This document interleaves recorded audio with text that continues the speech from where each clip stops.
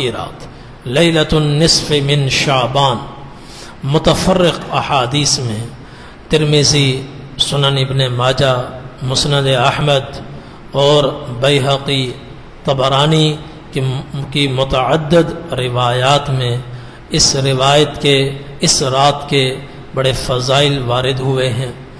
حضرت عائشہ رضی اللہ عنہا کی حدیث ہے جامع الترمذی میں، فرماتی ہیں فقدت رسول اللہ صلی اللہ علیہ وسلم لیلۃ، کہ 15 شعبان کی رات حضور پاک صلی اللہ علیہ وسلم میرے گھر میں تھے۔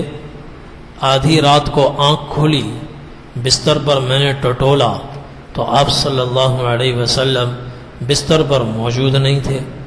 باری میری تھی، خیال آیا شاید اللہ کے رسول کسی اور بیوی کے پاس تشریف لے گئے ہیں، چونکہ نبی کریم صلی اللہ علیہ وسلم پر بیویوں کے درمیان برابری کرنا واجب نہیں تھا، اللہ نے واجب نہیں کیا تھا، اللہ نے اختیار دیا تھا آپ جس کے پاس چاہیں آپ رہیں۔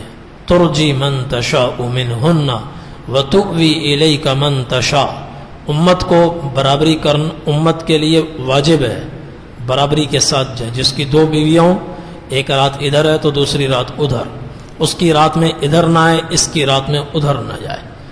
آپ صلی اللہ علیہ وسلم کو اللہ نے اس سے مستثنا قرار دیا تھا، اجازت دی تھی، لیکن یہ اللہ کی طرف سے وہ سہولت تھی جس سے حضور پاک صلی اللہ علیہ وسلم نے اپنی پوری زندگی میں ایک مرتبہ بھی فائدہ نہیں اٹھایا۔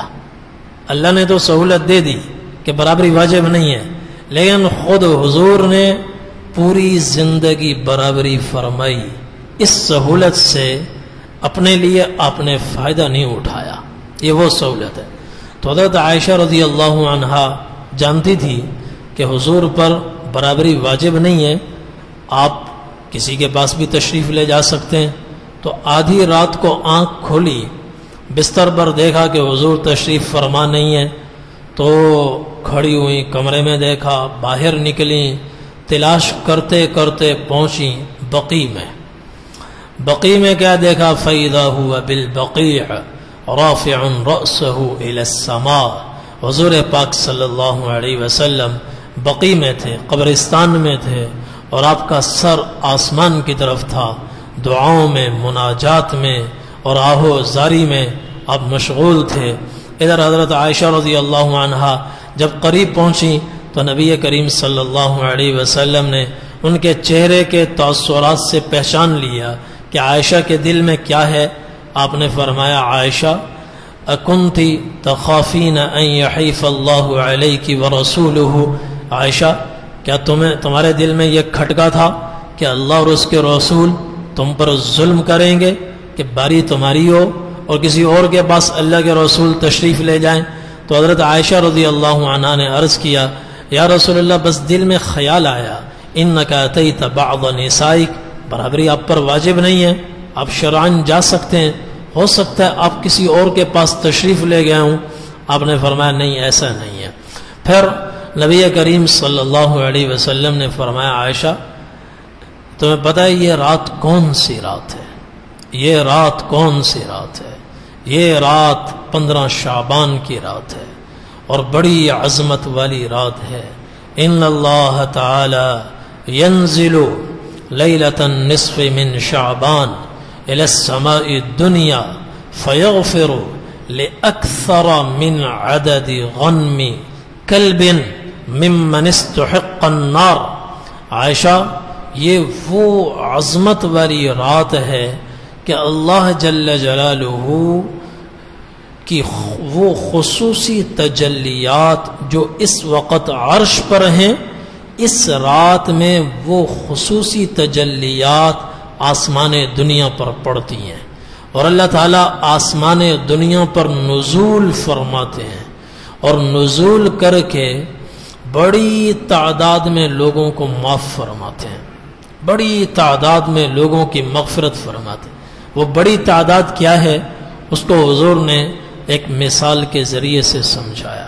عرب بکریاں بہت زیادہ پالتے تھے، پھر عربوں میں ایک قبیلہ تھا بنو کلب، اس کے پاس تو بکریاں ہی بکریاں ہوتی تھیں، یہ خاص طور پر بکریاں پالنے میں، بھیڑیں پالنے میں بڑا مشہور تھا۔ آپ نے فرمایا کہ اللہ کتنے لوگوں کی مغفرت فرماتے ہیں؟ فرمایا کہ قبیلہ بنو کلب کے پاس جتنی لاکھوں بھیڑیں ہیں اور ان بھیڑوں کے بدن پر جتنے کروڑوں اربوں کھربوں بال ہیں، ان بالوں سے بھی کہیں زیادہ اللہ جل جلالہ اپنے نافرمان بندوں کو اپنے فضل سے معاف فرماتے ہیں اور ان کو مغفرت کا پروانہ عطا فرماتے ہیں۔ بکریوں کے بھیڑوں کے بالوں سے بھی کہیں زیادہ، کروڑوں کی تعداد میں، اربوں سے زیادہ اللہ جل جلالہ لوگوں کی مغفرت فرماتے ہیں۔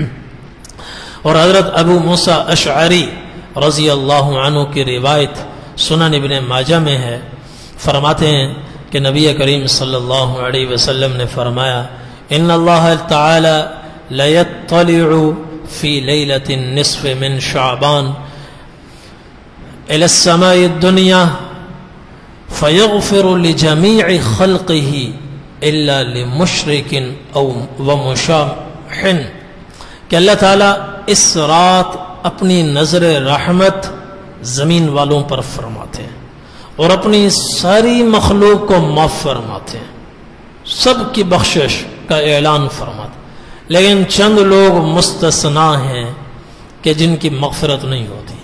رات بڑی رحمت والی ہے اور مغفرت والی ہے، برکتوں والی ہے، مگر چند لوگوں کی بخشش اس رات میں بھی نہیں ہوتی۔ وہ کون ہے؟ الا لمشرک، مشرک کی بخشش نہیں ہوتی۔ ومشاحن، کینہ پرور آدمی کی بخشش نہیں ہوتی، جو دل میں کینہ رکھتا ہو، بغض رکھتا ہو، کینہ رکھتا ہو، اس کی بھی بخشش نہیں ہوتی۔ اور قاطع رحم، جو قطع رحمی کرنے والا ہو، رشتے توڑتا ہو، رشتوں کو پامال کرتا ہو، اس رات میں اس کی بھی بخشش نہیں ہے۔ وقاتل نفس، جو قاتل ہو، خون ناحق سے اس کے ہاتھ رنگین ہو، اس کی بھی اس رات کی رحمت میں بھی بخشش نہیں ہوتی۔ اور جو ناجائز ٹیکس لینے والا ہو، اس کی بھی بخشش نہیں ہے۔ جو ماں باپ کا نافرمان ہو، اس کی بخشش نہیں ہے۔ او مدمن خمر، جو شراب کا عادی ہو اور شراب نوشی سے اس نے توبہ نہ کی ہو، اس کی بھی کوئی بخشش نہیں ہے۔ اور مسبل ازار، جس کی شلوار ہمیشہ ٹخنے سے نیچے رہتی ہو، ٹخنے اس کے شلوار میں چھپے رہتے ہو مرد، اس کی بھی بخشش نہیں ہے۔ ٹخنے چھپانا مردوں کے لیے کبیرہ گناہ ہے، حرام ہے، ناجائز ہے۔ تو حضور نے فرمایا اس رات اللہ جل جلالہ سب کی مغفرت فرماتے ہیں، مگر ان کی مغفرت نہیں فرماتے، ان کی کوئی بخشش نہیں ہوتی، الا یہ کہ یہ اپنے عمل سے باز آئیں اور توبہ تائب ہو جائیں۔ مشرک شرک سے توبہ کرے، قطع رحمی کرنے والا قطع رحمی سے توبہ کرے، صلہ رحمی کرے، شراب نوشی کرنے والا شراب سے توبہ کرے، اور